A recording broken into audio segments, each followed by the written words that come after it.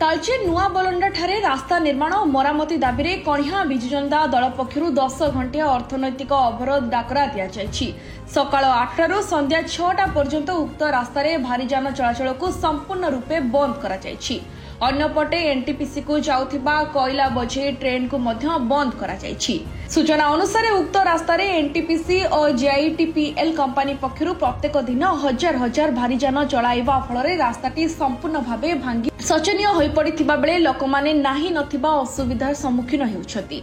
रास्ता निर्माण और मरामती पई बारंबार दाबी आपत्ति होइथिले मध्य कंपनी कर्तृपक्ष कर्णपात करुनथिबारु आजिठारु एई अर्थनैतिक अवरोधर डाकरा दिया जायछि। जेपर्यंत रास्ता मरामती और निर्माण कार्य करा जाय नाही से पर्यंत आंदोलन जारी रहइबो बोली दल पक्षरु कहा जायछि।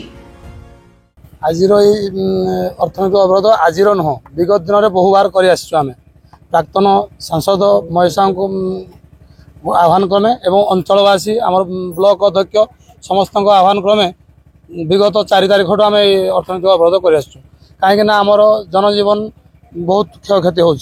आज स्कूल को पिलाटे पाठ पढ़ाई असुविधा होगी आमर गोटे 108 आम्बुलांस भी जावाई असुविधा हो। जो एनटीपीसी भारी जान हो एमसीएल कोयला हो विभिन्न प्रकार समस्या नहीं आम आज ये रास्ता रोक आंदोलन कर